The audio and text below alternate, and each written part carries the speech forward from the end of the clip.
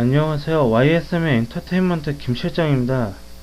오늘은 한국산업인력공단에서 주최하는 자격시험 중에서 필답형 실기시험으로 이루어지는 종목의 필답형 실기시험 응시 요령에 대해서 알아보겠습니다.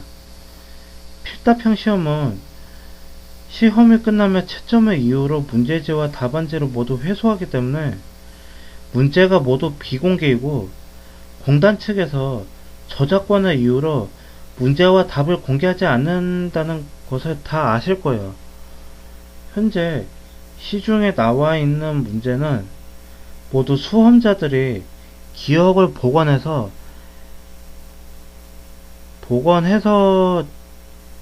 이제 알려준 정보들이라는 거 다 아실 거예요.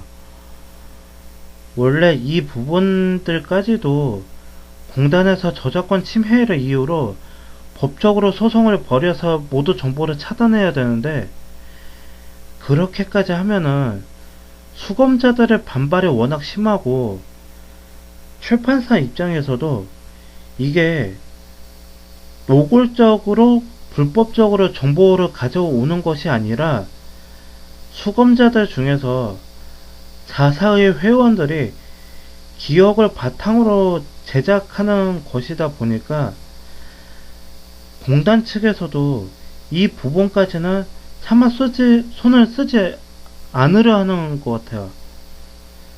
그래서 뭐 손을 쓰지 못하는 것 같기도 하고, 네, 아무튼 상황이 이래요. 한쪽에서는 공단에서 앞에서는 저작권 등을 이유로 공개하지는 않는데 뒤에서는 암암리에 문제를 출판사에 흘린다는 말이 나와요. 근데 이거는 검증된 사실이 아니다 보니까 이 내용은 그냥 이쯤에서 마치도록 할게요. 저는 일전에 필답형 실기시험 응시를 할 때 필답형 실기시험 응시 요령이라는 주제로 영상을 제작한 적이 있어요. 오른쪽 상단에 링크를 해 두었고요. 이전 영상을 보시길 원하시면 해당 링크를 눌러 주시길 바랍니다. 본 영상은 지난 해당 영상에서 2020년 요점에 맞게 개편한 영상임을 알려드릴게요. 첫 번째, 볼펜의 경우에는 반드시 흑색 펜만으로 기재하셔야 돼요. 2017년까지는 흑색, 적색, 청색 펜으로 기재가 가능했어요. 다만 한 문제에 두 가지 이상의 색상의 펜을 기재하는 건 안 돼요. 이것 역시 부정행위로 간주된다고 들은 것 같아요, 제가. 근데 2018년에 허용 색깔 펜 중에서 적색 펜이 제외되었어요. 그리고 지난 2019년부터는 오롯이 흑색 펜만을 사용할 수 있도록 안내하고 있어요. 왜 이렇게까지 흑색 펜만을 사용하도록 했는지는 저도 잘 모르겠어요.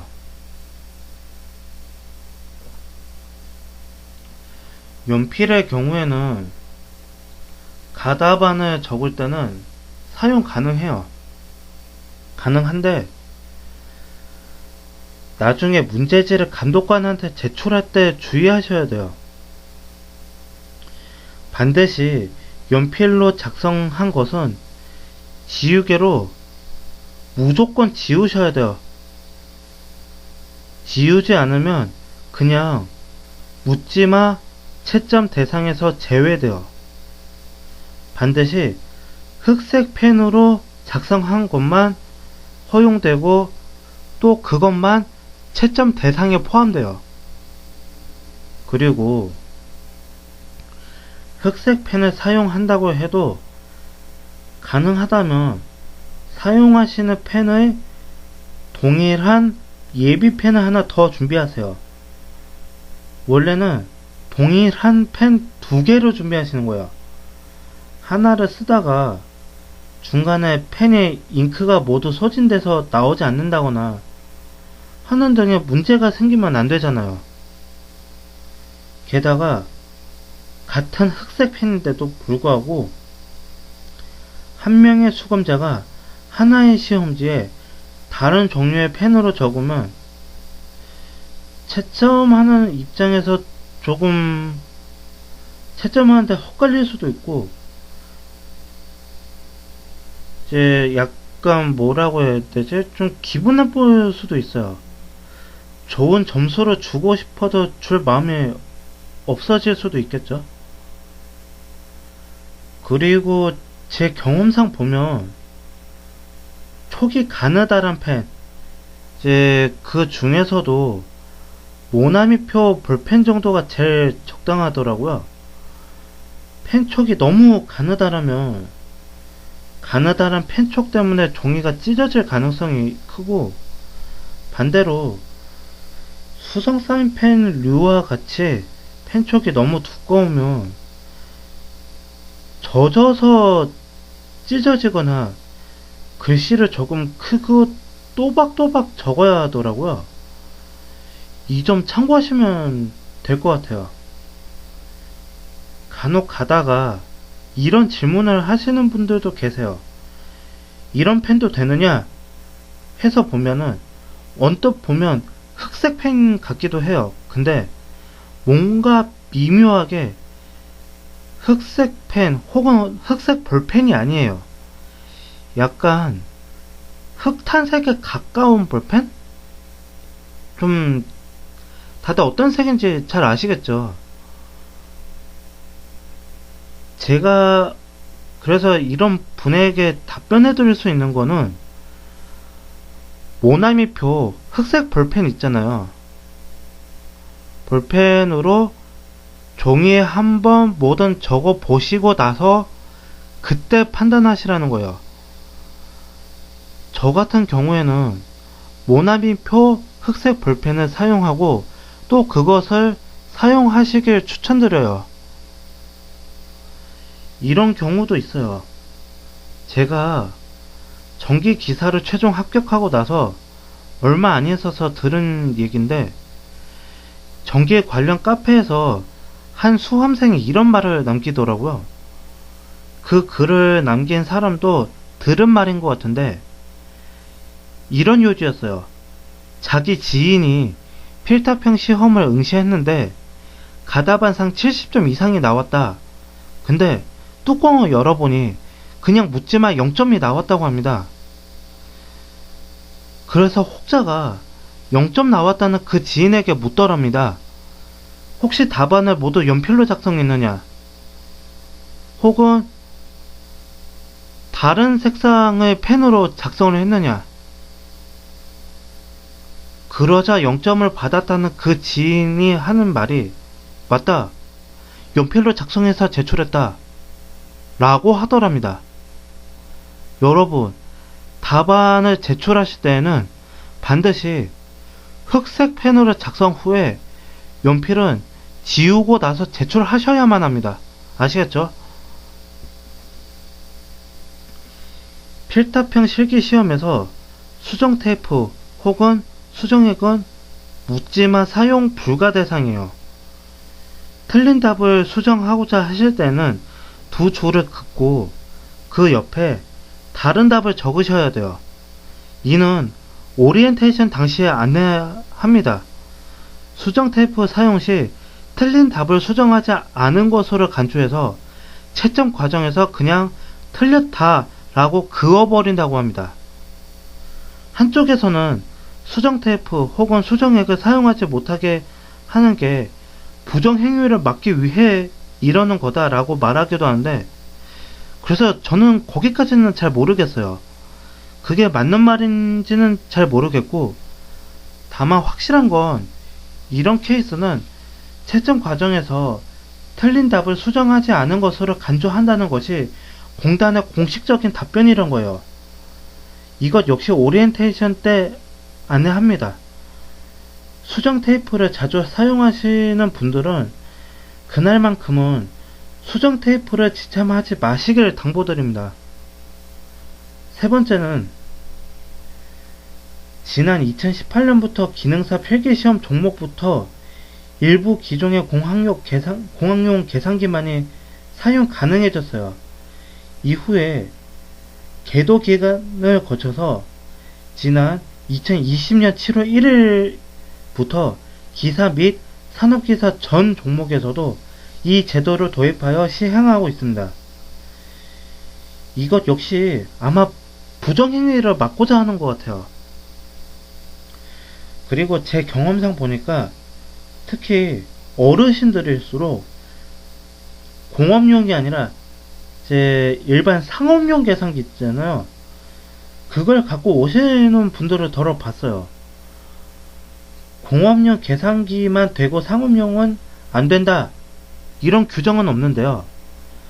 공단에서도 상업용 계산기는 묻지마 막지 않고 있어요. 하지만 공업용 계산기가 계산하기에 좀 더 빠르고 넓은 선택권이 주어지는 것 같아요. 제 경험상. 그래서 보니까 공업용 계산기를 준비하시는 것이 좋을 것 같아요. 네 번째는 계산 문제에서 소수점 이하 처리를 잘 하셔야 돼요. 원칙상 단위는 적어야 하고 소수점 이하 셋째 자리에서 반올림해서 둘째 자리까지 표기하는 것이 맞아요. 오리엔테이션 때 안내를 그렇게 하고 있어요.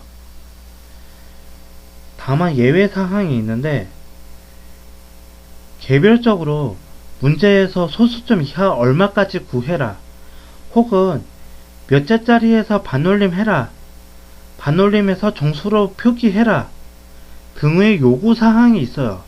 그러면은 그거대로 따르셔야 돼요. 또한 간혹 병의 개수나 물건의 개수 등을 구해야 되는 경우가 있는데, 이런 경우 소수점 이하는 절상해서 정수로 표기해야 돼요. 몇 명이 필요하냐, 이런 질문과 같아요. 한 명이면 한 명이고 두 명이면 두 명이지 1.5명이라는 건 없잖아요. 그리고 문제에서 단위를 준 경우에는 단란에 단위를 적는 걸 생략할 수 있어요. 이것 또한 오리엔테이션 때 안내해요. 계산기에서 계산한 게 예를 들어서 10.00001이라면은 원칙상 10.00으로 적어야 돼요. 셋째 자리에서 반올림 하라고 안내하기 때문에 그렇습니다. 10으로 정확히 딱 떨어지더라도 개수로 구하라는 그런 문제가 아닌 이상 원칙상 소수점 이하 적어야 돼요. 10.00으로요. 다만 수검자 편의상 이제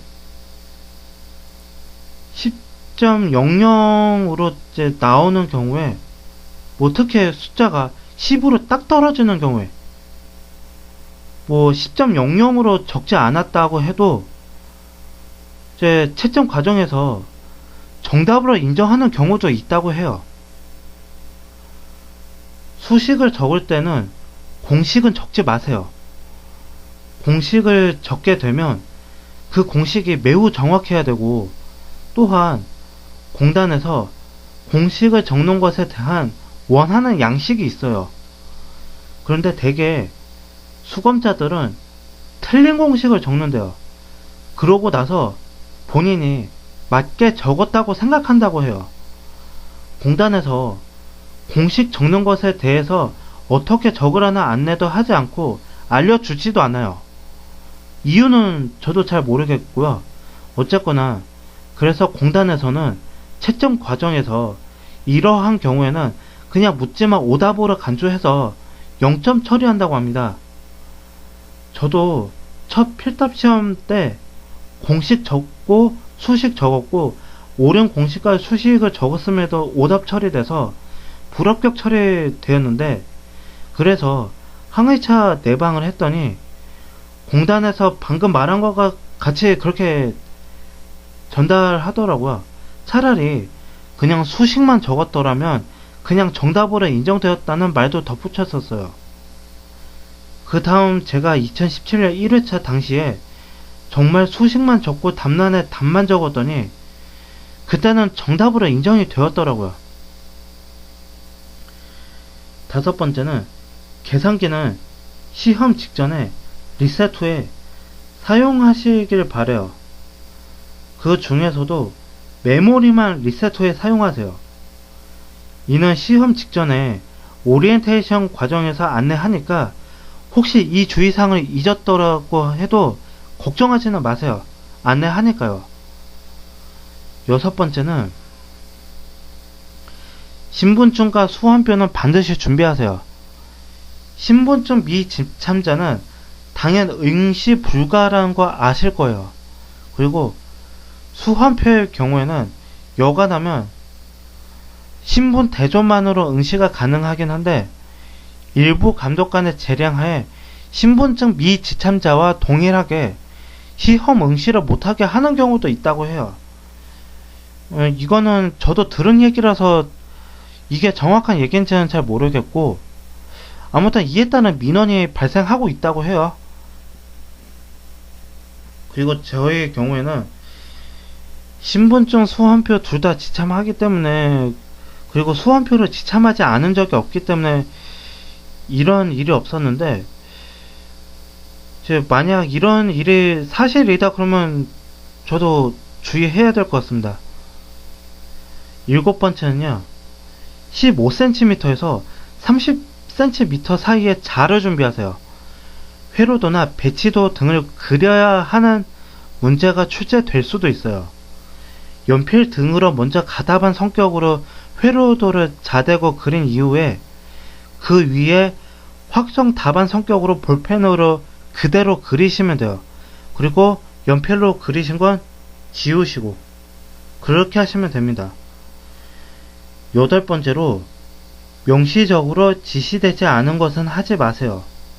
반드시 그렇게 명시적으로 지시된 것 혹은 그림상으로 나타낸 것만 하세요. 보통은 작업형 실기시험에서 이런 말을 자주 해요. 근데 필답형 실기시험에서도 마찬가지예요. 명시적으로 지시되었다는 말은 텍스트상으로 어떻게 하시오 라는 말과 더불어 그림상으로 봤을 때 이거는 어떻게 해야 한다 라고 판단되는 것 등이 다 포함되고 이례적으로 감독관이 개별적인 문제에 대해서 이 문제는 어떻게 수정하십시오 혹은 어떻게 하라는 공단의 안내가 있었습니다 라는 안내를 하는 사항 등이 다 포함이 돼요. 일례로 이런 적이 있었어요. 제가 사무 자동화 산업기사 실기시험을 그때 2017년 11월 18일인가 그랬었는데 감독관이 시험 시작 오리엔테이션을 실시하면서 문제지를 나눠주더니 이렇게 전달사항을 얘기하더라고요. 공단에서 이런 전달사항이 있었어요. PPT 문제 두 번째 그림을 보시면 위에 점선 화살표가 있고 그 밑에 중간에 끊어질 듯한 점선 화살표가 있고 밑에 끊어진 화살표는 하지 않는 것이라 합니다. 거기에 모두 X표를 하시고 그 끊어진 화살표는 무시하시길 바랍니다. 그리고 그 위에 이어지는 점선 화살표만 하시면 되겠습니다. 이런 명시된 경우를 제외하고는 만약에 명시되지 않은 것을 했다? 그러면 보통 작업형 실기시험의 경우에는 도면과 상이하게 했다는 이유로 실격사유에 해당하는 경우가 많아요. 이는 필답형 실기시험도 크게 차이는 없는 것 같아요.